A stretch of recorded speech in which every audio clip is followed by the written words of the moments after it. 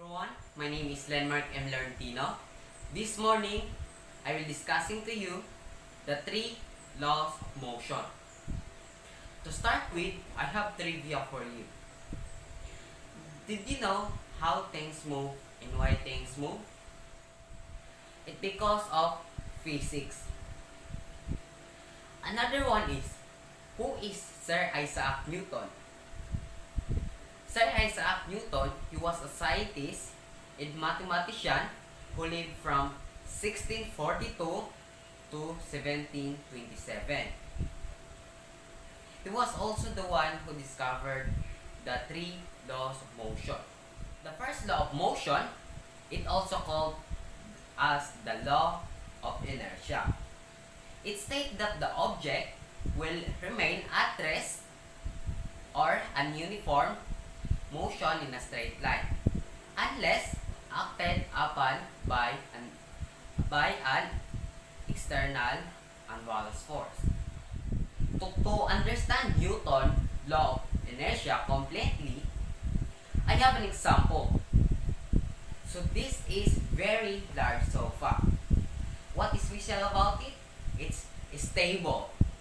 It's not moving. Go ahead. Try to move it. Ooh, it can. It's not willing to move. You can move it because it's very large. Now let's try to move this small stone. Good. You can move a little bit, but you need to put a lot of effort. It is already to move to its original position. Even the small things, they want to change their position. They not want to move. Even the small stone takes some effort to move. This is called the first rule of physics. Things want to stay where they are. No object in this universe will start moving by some external effort. Put on it like all the things in the world is lazy. Now the question is, if the things are lazy, if wanna move, how the movement happens? It's because there is so many things in the universe in which push and pull the other things to shape their position. Like force the stone to move. Like what we said earlier, the things are lazy.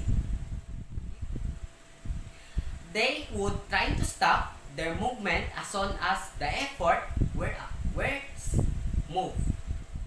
Laziness is known as the law of inertia. The second law of motion, it's called as the law of acceleration. Acceleration of the object depends on the mass of the object and the amount of force applied. In mathematical terms, Newton's second law of motion, it states that force is the product of mass and acceleration.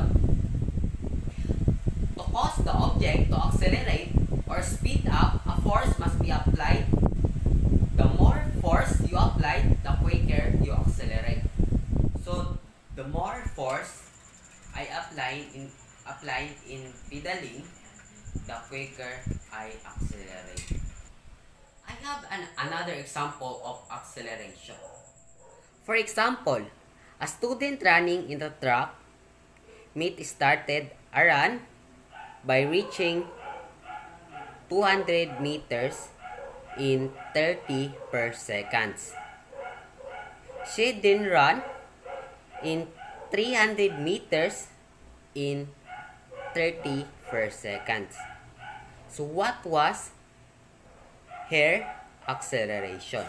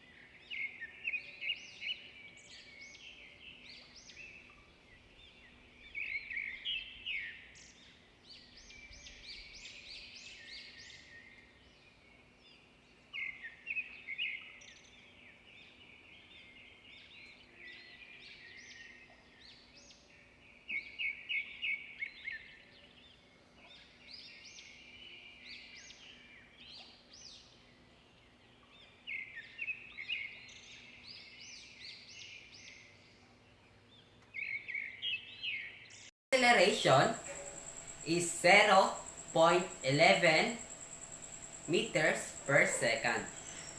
So let's move out to the third law of motion. The third law of motion, it also called as the law of interaction. It states that for every action, there is equal and opposite reaction.